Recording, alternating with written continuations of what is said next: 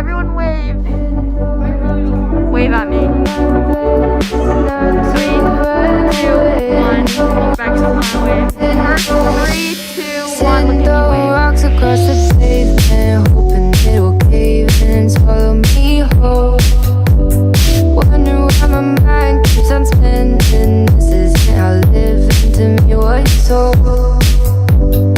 Why am I like this? Something's always amiss. Can't put my finger on it, but it's there.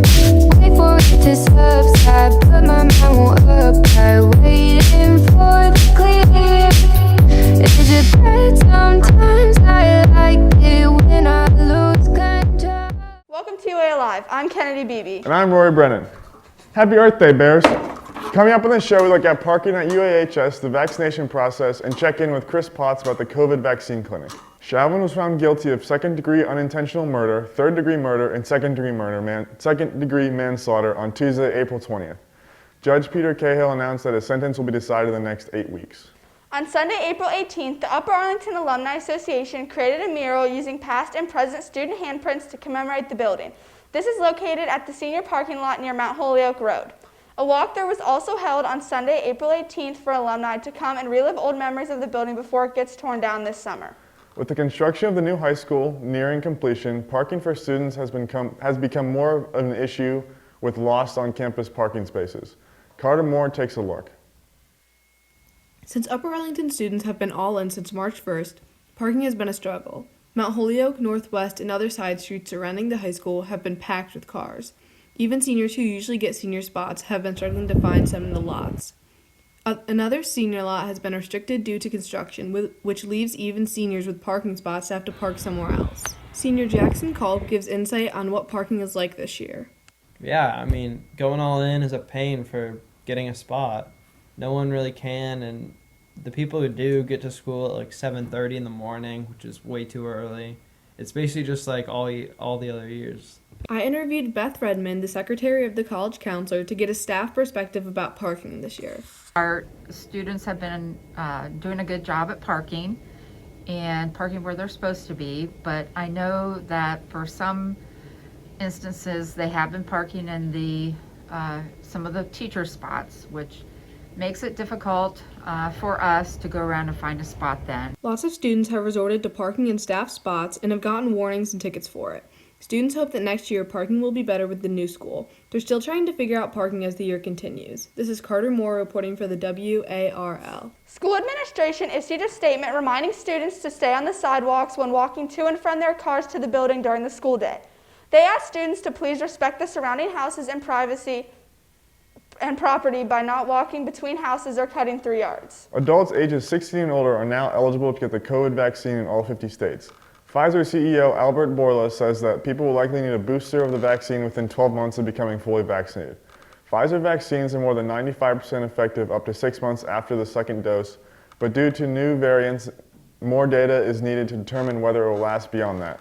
The Biden administration's COVID response chief Eric Lander tells Americans to expect boosters.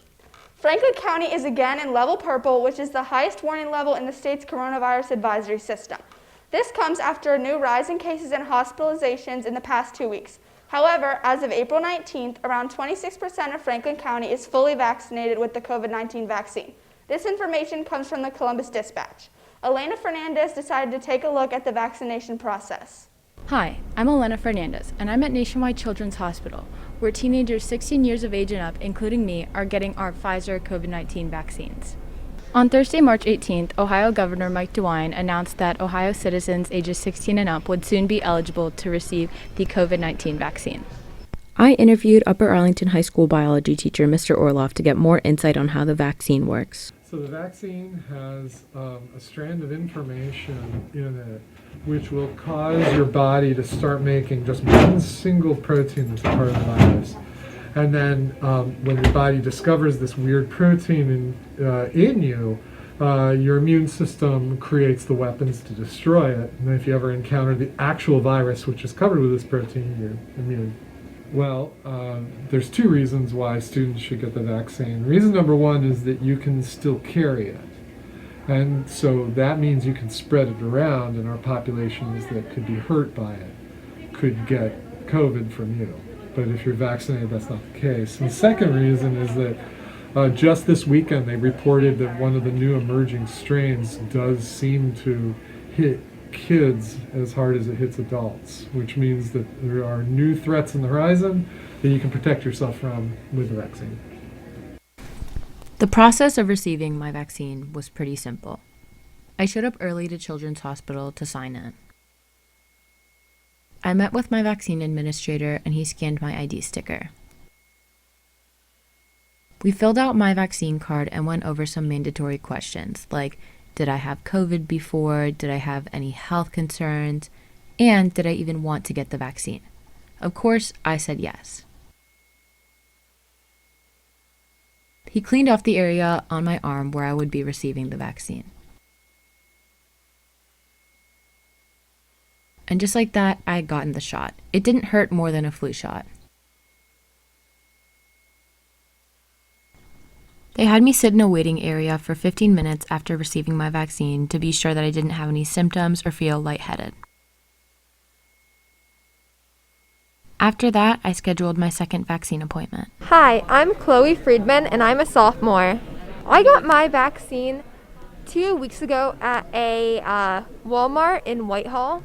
It was good. It was really fast and speedy, and I'm really happy I got it because I think to get out of this pandemic, we all need to get vaccinated and do our part. Getting the vaccine is really important for me because I spend a lot of time with my grandparents. I had a lot of fear earlier in this pandemic that I would give them the virus, but now that they are vaccinated and I'm almost fully vaccinated, it takes a lot of pressure off of me and a lot of stress. Hi, I'm Iris Mark. I'm not old enough to get the vaccine yet, but my brother just got it last Friday, and it was a pretty cool moment. I'd just say get it because if you care about other people, then it's not really a personal choice anymore. It's about protecting them.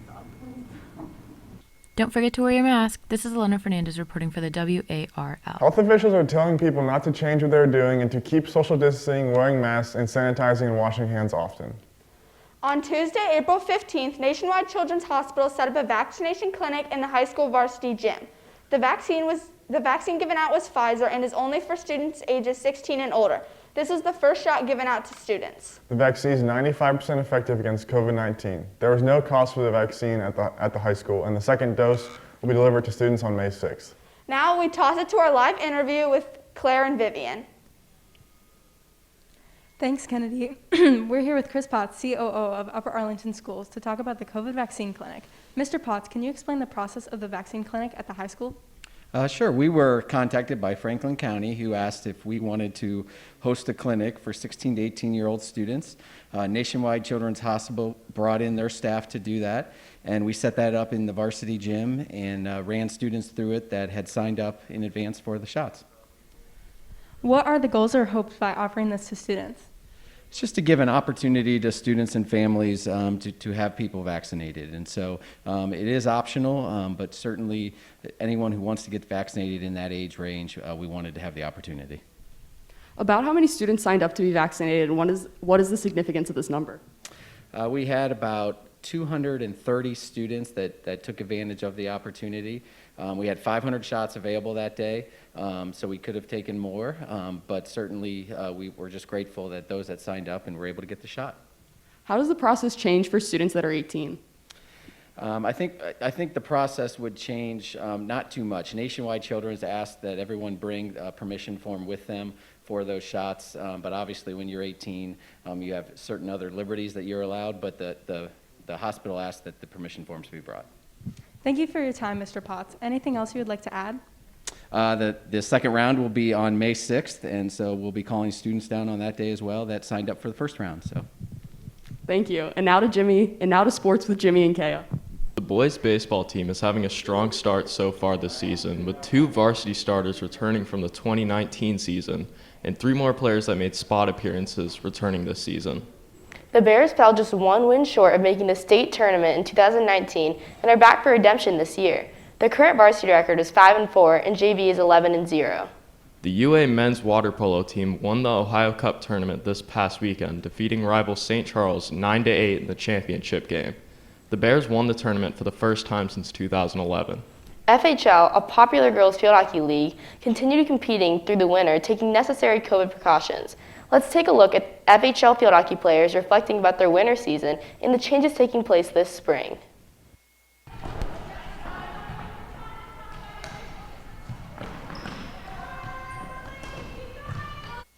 FHL stands for Field Hockey Life, which is a nationally recognized field hockey training program for athletes of all levels. This is Kaya Corso reporting for the WARL at the Bill McDonald Sports Complex for the FHL Playdates.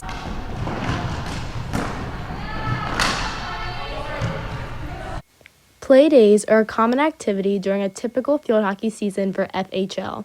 Playdays consist of multiple short games for a few hours. The games are fast-paced and allow the players to improve their ball handling skills. FHL coach Kelsey Nolan elaborates on Playdays.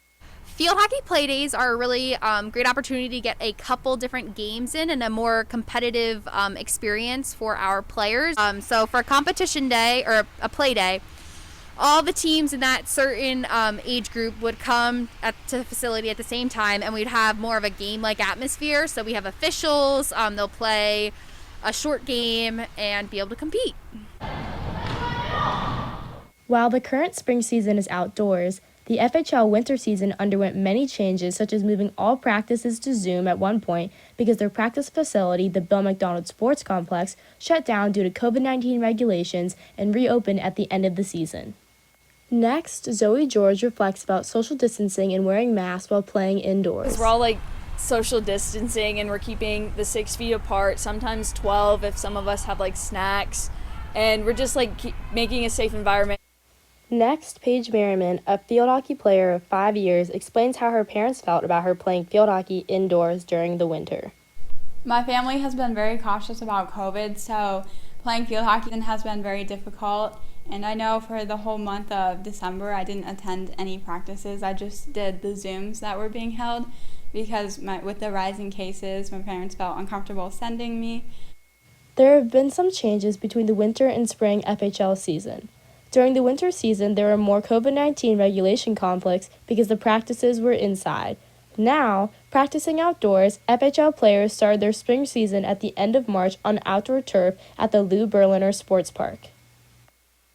FHL players such as Paige Merriman have found it easier to abide by COVID guidelines outdoors and looks forward to future playdays during the spring season, which happen on weekends and some Tuesdays throughout the season. This has been Kaya Corso reporting for the WARL. Thanks, Kaya. Good luck to the Field Hockey Bears continuing to train for the fall season.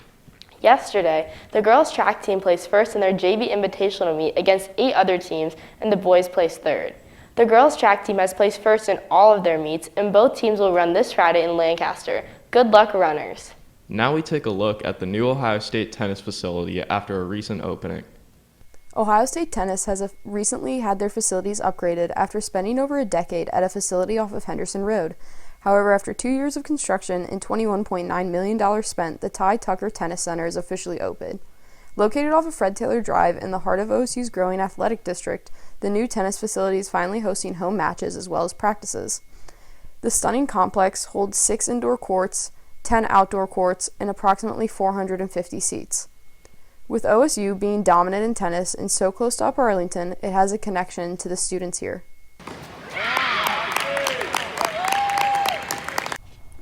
As a UA tennis player, it's really nice and helpful to have such great facilities and a great program so close to home.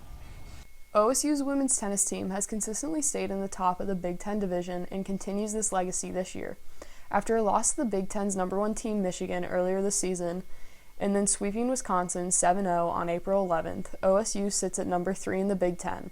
They hope to hold this strong position while heading into their final weeks of play and then the Big Ten championship.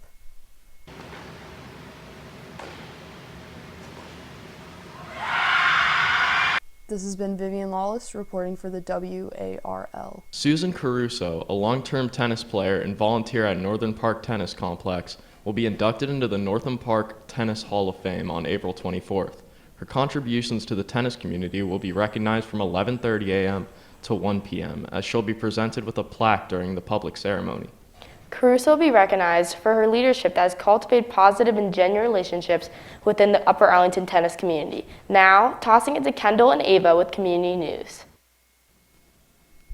Welcome to Community News. Lieutenant Governor John Husted canceled a private meeting with members of the Upper Arlington Asian community without apparent cause.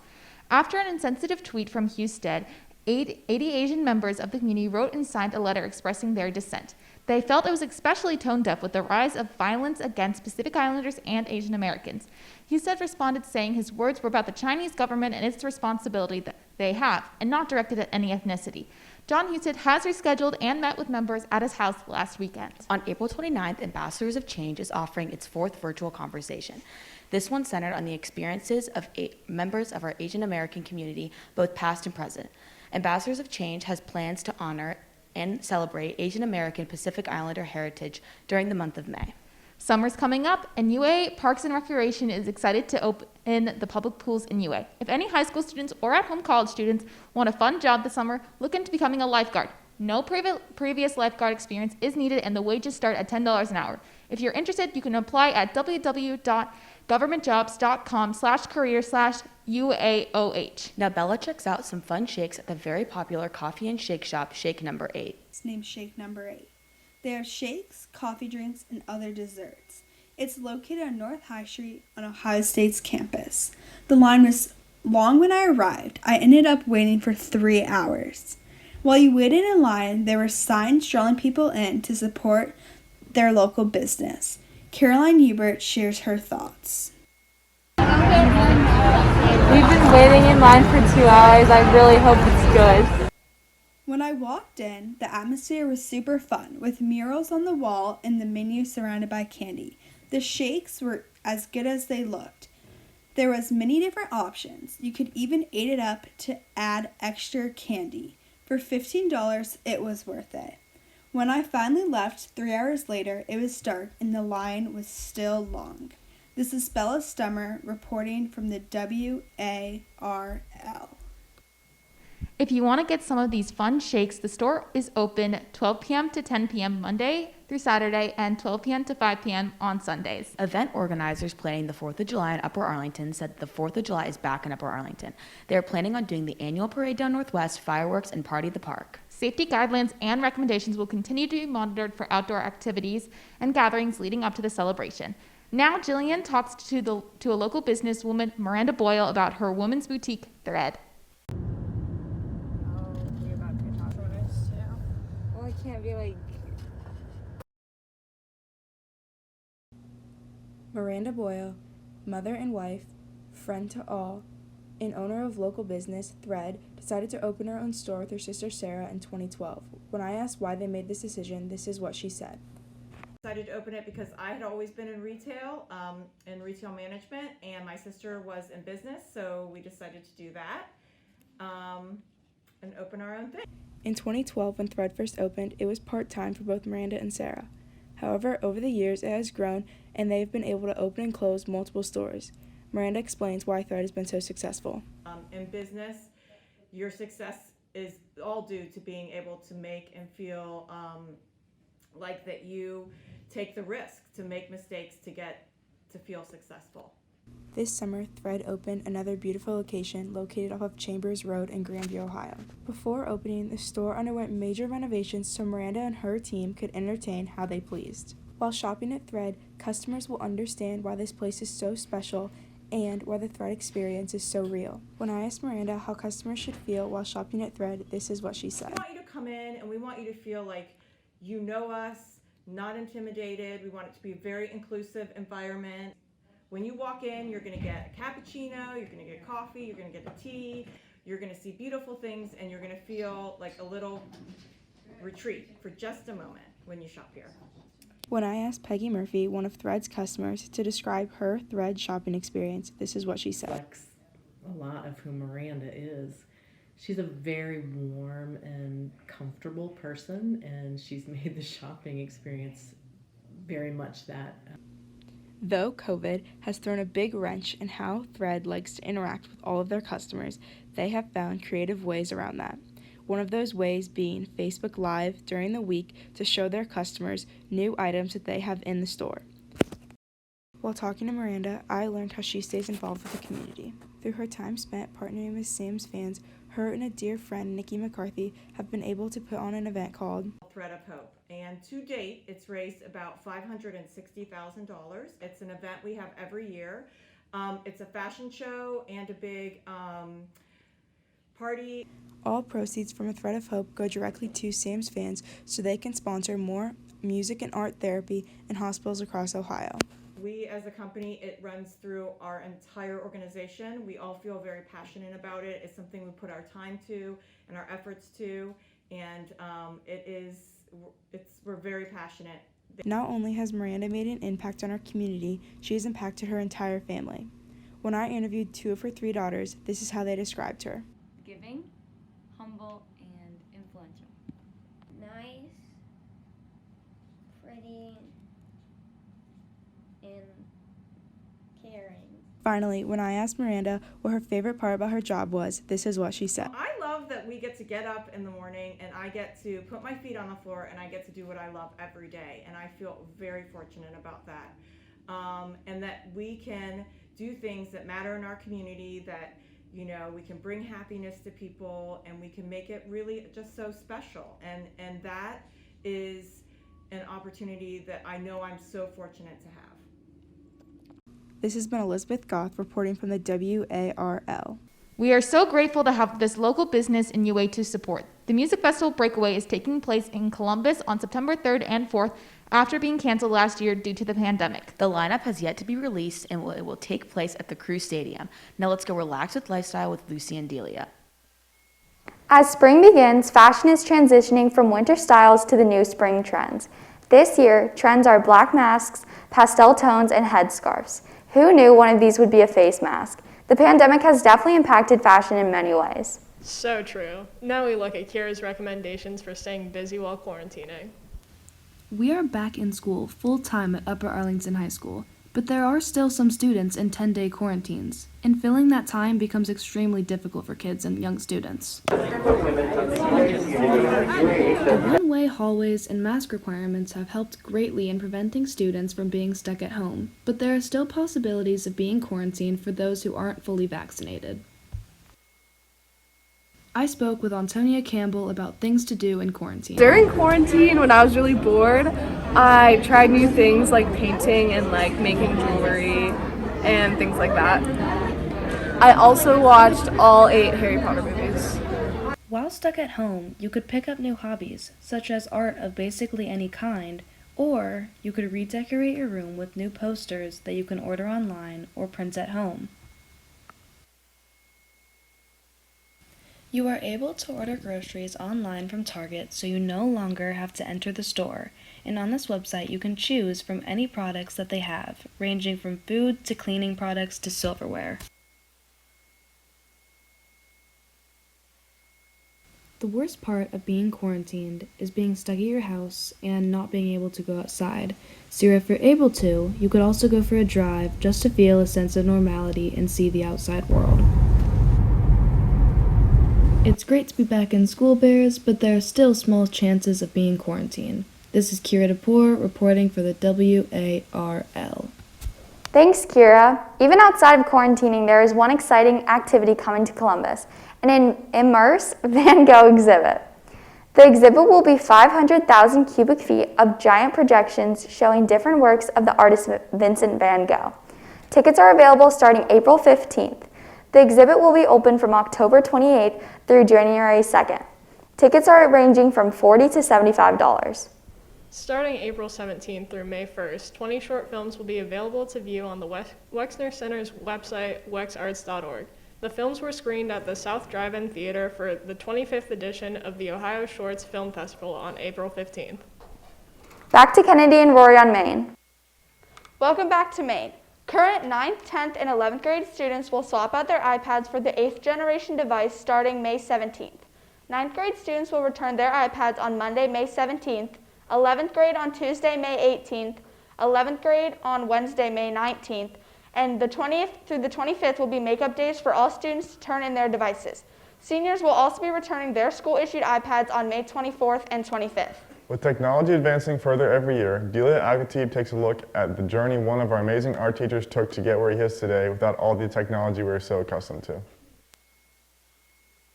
I decided to take a look at photography teacher Scott Wittenberg's creative career, starting with his music background. Well, of course, everyone when they start out does covers, so we did a lot, Beatles and stuff like that, because I've been around a long time.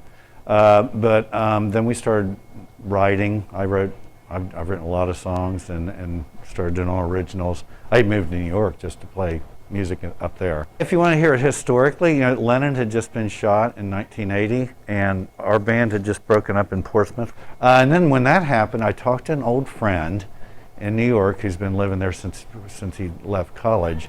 And he said, well, if you want to come up to New York and check it out, come on up. So I took a different friend up because the drummer wasn't interested in New York. And that was it. I just, I loved it, so I moved up, stayed there for 7 years. Played in the band, had a manager and all that stuff, and then I got into professional photography after that. So New York was a great experience for me. It was life-changing. For a musician, the only money you make in New York is like you get a percentage of the door and stuff, so you can hardly pay rent, especially in New York. So I had a regular job, which happened to be at a film store, that happened to serve all these big-time photographers. After a while, one of these guys who I was waiting on was a professional photographer, said, would you be interested in assisting? Because he was looking for an assistant, and he could see that I loved photography. I mean, I've been shooting forever, but anyway. So I said, sure. So I quit that job, did that, and learned all kinds of commercial photography. Then he was a commercial photographer. Then eventually I got my own studio down just south of Chinatown. I asked to see why he came back to Ohio to start teaching. Up a studio in Portsmouth. I went through all this, made it look beautiful, and then I did my first shoot. It was a baby picture. I said, I'm not going to do this. So I shot up to Columbus, stayed with a friend, and then I worked at waterbeds and stuff, I know the truth. And then I eventually got my own business going on here. And that sort of started, it's hard to be, I'm not a great businessman by any stretch. Matter of fact, I'm terrible. So being self-employed was not cutting it. So I decided to go back to school because I dropped out for music when I was a junior at OU. And returned and got my degree, got my certification. I said, I found out that they were teaching photography in high school. Somehow I'd heard that. That freaked me out because I never had it where I went. But so I said, I'll teach this stuff because I love it. So I did it and did all that stuff, and then went to do my student teaching here, and that's how I got picked up here to be the photo teacher. Well, Mr. Witt is a really good art teacher because he definitely helps the students out and helps them learn how to be better photographers in a bunch of different ways. A co-teacher perspective, I love how many resources he has. So if you ever miss something or you forget how to do something, he continually makes, charts of what to do, the steps, and you can always refer back to his videos. So it's very helpful for someone that's absent or just needs a little bit of a reminder. He does a really good job at providing resources to kids. Finally, I asked to see if he had any music recommendations. Well, Beatles, anything from the British invasion, I love that stuff. I never get tired of it. Steely Dan, Beatles, I even like Bread. I liked acoustic and a lot of harmonies and good melodies.